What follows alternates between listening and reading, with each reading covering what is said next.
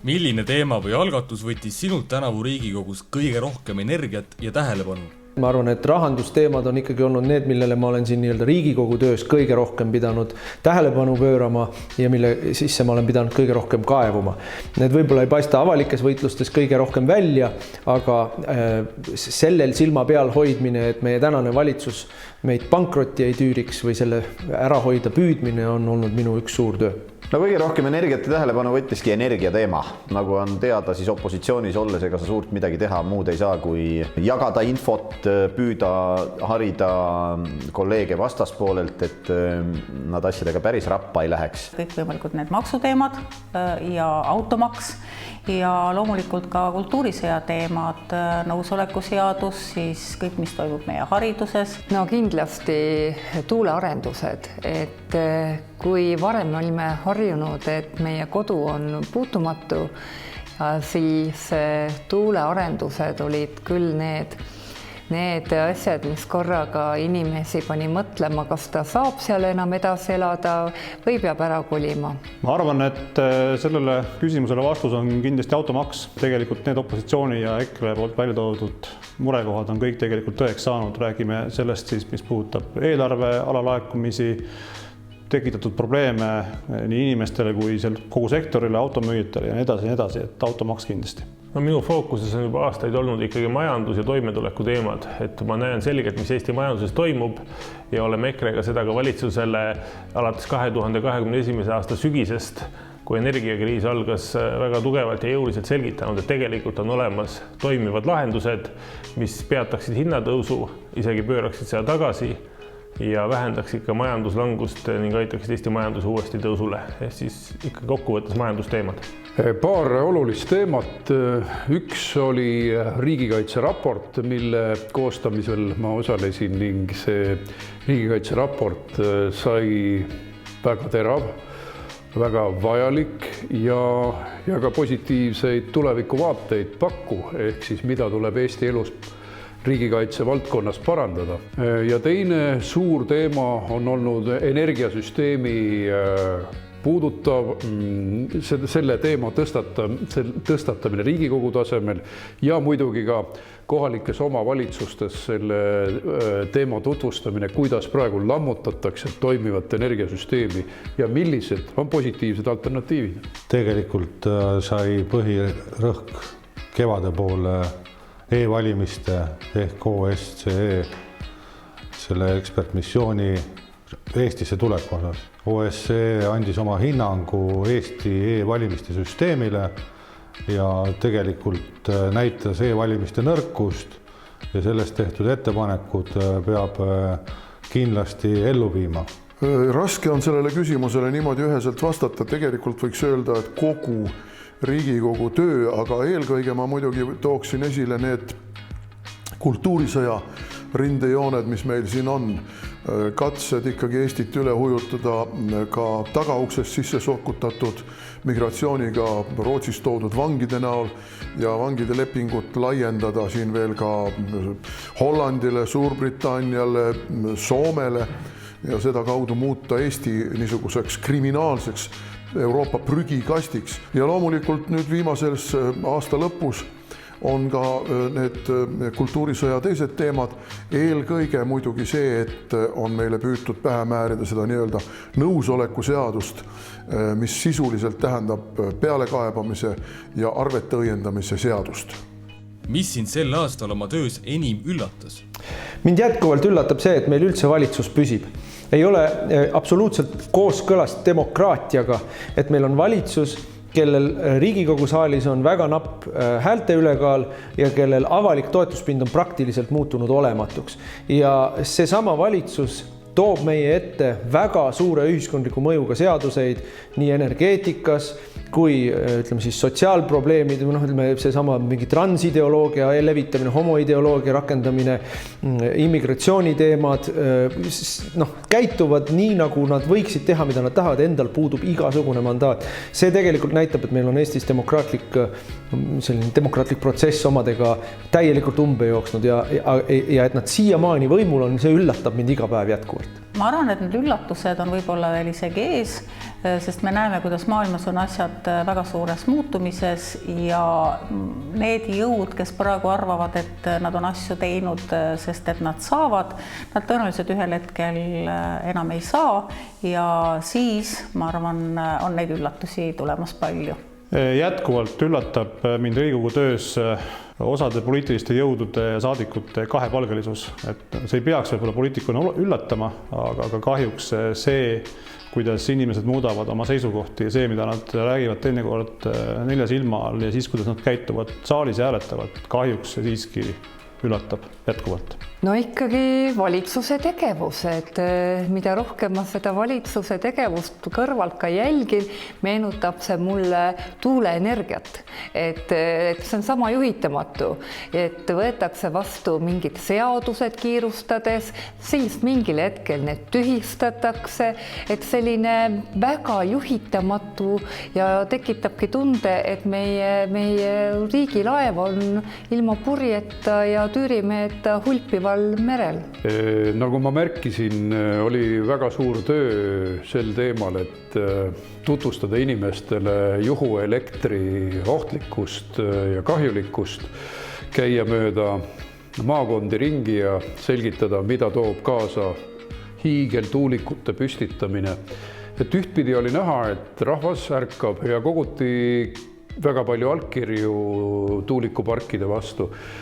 Teisalt oli teatud pettumus selles, et inimesed siiski valisid küllalt palju oma naiivsuses selliseid inimesi, kes tegelikult toovad neile need tuulikud kraesse.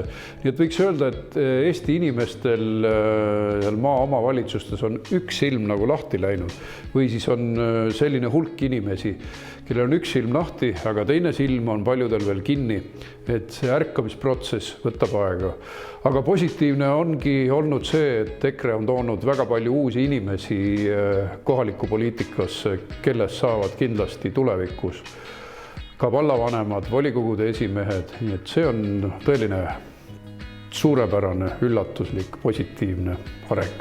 No see aasta oli juba selles mõttes üllatustevaene, et kui ma esimest korda Riigikokku tulin, siis ütleme esimesel poolaastal või isegi aastal üllatas mind see, kui palju kolleege suhtuvad väga ignorantselt erinevatesse teemadesse. Ei süveneta ka siis, kui selleks on võimalus või keegi nende poole pöördub ja käiakse saalis ja vajutatakse nuppu, pean silmas siis inimesi koalitsioonist. Mõnevõrra, mis sellel aastal siiski üllatas, on see, et vaadates ümberringi ja lugedes uudiseid, mis on nüüd ka peavoolumeedias ja mis kirjeldavad seda, kuidas maailm on kiires muutumises, kuidas geopoliitiliselt on väga pingeline aeg, siis ikkagi kuulad siin reformierakondlaste ja Eesti 200 inimeste kõnesid, ka sotside omi ja selline tunne on, et nagu nad elaksid mingisuguses oma mullis, kuhu info väljastpoolt sisse ei jõua. Täielikult ignoreeritakse tegelikkust. Üllatas see, et koalitsioonipoliitikud ei suuda nagu näha rahva tegelikke soove. Et pigem minnakse oma etteantud agendaga edasi ja üldse rahva tahet ja rahva soovidega ei arvestata.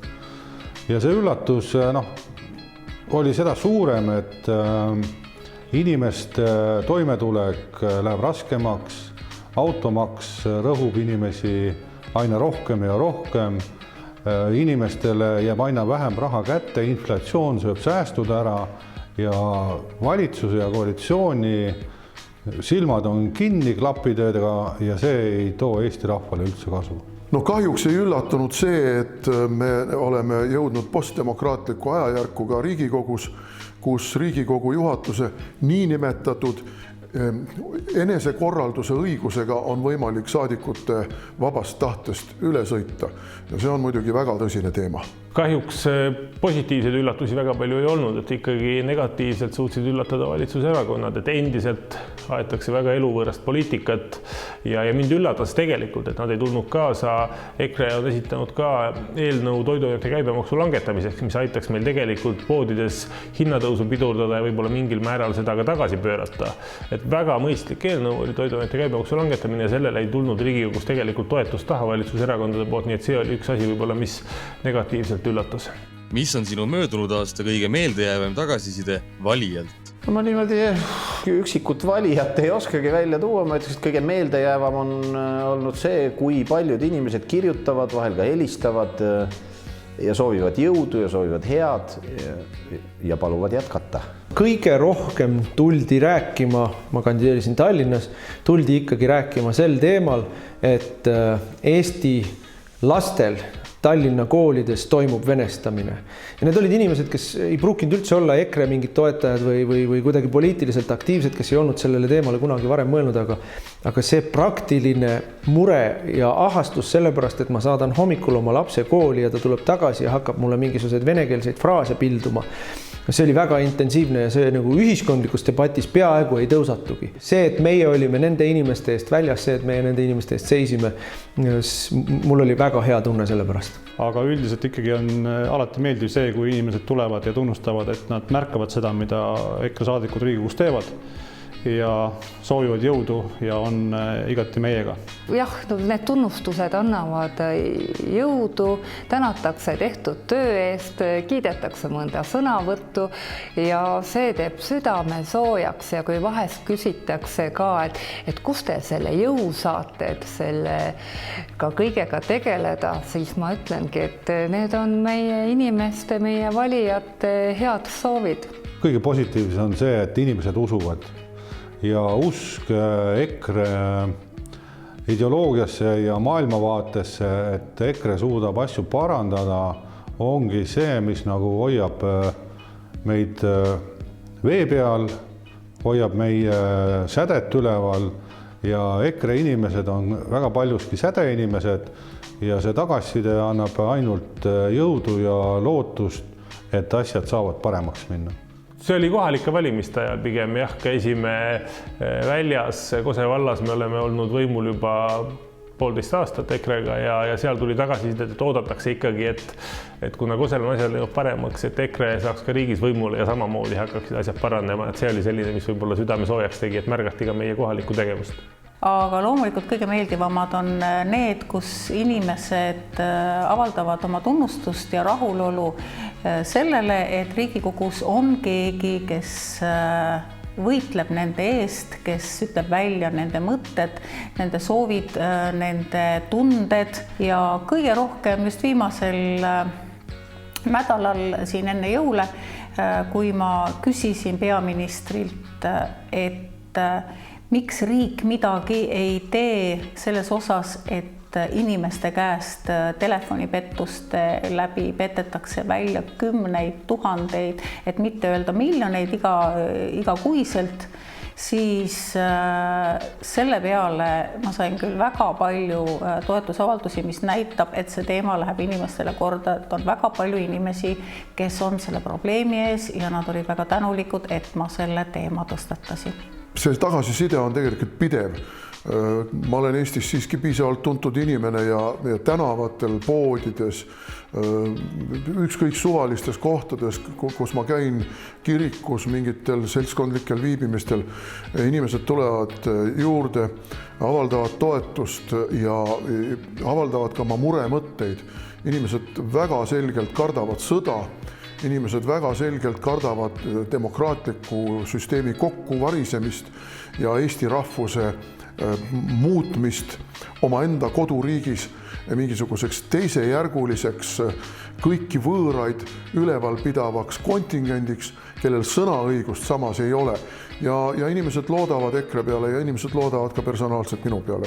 Ja see on muidugi südant liigutav ja julgustav ja toetav. Kõige südant soojendavamad on spontaansed kohtumised valijatega kuskil kaubanduskeskuses, kus näiteks turvamees astub sinu juurde ja ütleb suur tänu tehtud töö eest, et me elame teile kogu aeg kaasa. või mõni eakas proua tuleb vastu, ütleb, et no palvetame teie eest. No see kindlasti viskab sellise tujutuse maha ja annab nädalateks, kui mitte kuudeks uut energiat. Millise eesmärgiga lähed järgmisesse tööaastasse? Kõige suurem eesmärk, mille realiseerumise tõenäosusesse ma siiski liialt ei usu, oleks muidugi see, kui see praegune Eestile kahjulik valitsus õnnestuks kukutada. 2026. aastal tegelikult hakkab erakond valmistuma juba 27. aasta Riigikogu valimisteks. See tähendab, me peame oma nimekirjasid hakkama ette valmistama, me peame kampaaniaplaani tegema. Meie läheme 27. aasta valimistele vastu ikkagi plaaniga teha kõigi aegade kõige parem tulemus ja see tähendab seda, et järgmine aasta saab olema väga-väga töömahukas meile. Järgmisse tööaastasse lähen eesmärgiga kindlasti, et kõiki neid samu koalitsiooni poolt tehtavaid rumalusi välja tuua ja oma poolt anda sisendit, et neid ei saaks ära teha, et tihti, mida inimesed ei näe, et see töö komisjonis, mida ka EKRE saadikud teevad, on tegelikult väga suur ja tegelikult neid väikseid võite me ikkagi saavutame ja eks me neid kindlasti jääme saavutama ka tulevikus ja välja tooma, nii et seisame ikka õigete otsuste tegemise eest ja aitame nii palju kaasa, kui see vähegi meie poolt opositsioonis täna võimalik on. Ja meil on ju väga suur probleem, lisaks tuulikutele on ju sündivuse probleem. Et iga aastaga järjest väheneb sündivus, et see on väga-väga muret tekitav ja ma loodan, et saaks oma sõnavõttudega, oma tähelepanekutega ka valitsust suunata või ärgitada sellega tegelema. Põhitähelepanu on suunatud regionaalpoliitika, perede hakkamasaamine, toidujulgeolek, riiklik julgeolek. Et ikkagi terve Eesti ja tervelt Eesti eest edasi minnes. Järgmisel tööaastal tuleb valmistuda juba Riigikogu valimisteks, aga väga palju valmistumist on just nimelt maa omavalitsustes peatada, tuuleparkide kallaletung ja EKRE on saanud paljudes omavalitsustes võimule, kus siis tõepoolest sellist äärmiselt pika ja kahjuliku mõjuga olukorda saab ära hoida. Ka Lääne-Virumaal, kus ma olen ringkonna esimees, oleme me praegu mitmes omavalitsuses võimul, kus koalitsioonileppes on kirjas peatame tuulikupargid. Ja muidugi ka Eesti laste, noorte ja terve mõistuse kaitsmine igasuguse LGTBIQ sõgeduse eest, mida valitsus nii agressiivselt peale surub. See on üks teema, sest kultuurisõjas, mida meie vastu peetakse, ei saa me jääda ükskõikseks, me peame kaitsma normaalsust. No ikkagi aidata pidurdada ja ära hoida valitsuse halbu otsuseid, pakkuda välja omapoolseid alternatiive, lahendusi, et ei ole ainult nii, et valitsus tuleb kohe õige lahendusega, vastupidi, et EKRE poolt meil on vägagi toimivaid ja mõistlikke lahendusi ning endiselt hoian kindlasti kätt pulsil majandusega seotud asjadel. Ennekõike ma tahan siinkohal tänada kõiki oma toetajaid ja oma valijaid ja ma tahan neile meelde tuletada, et on üks erakond Riigikogus, kes päriselt ka võitleb selle eest, et Eesti jääks Eestiks, et selle eest, mis on kirjutatud meie põhiseadusesse, et säiliks eesti keel, eesti rahvaskeel ja kultuur, et selle kõige eest kavatsen ma edasi võidelda loomulikult ka kultuurisõja rinnet hoida ja ei ole kahtlust, me võidame need võitlused. No eesmärk on ikka sama, kokkuvõttes 2 sõnaga, Eesti eest.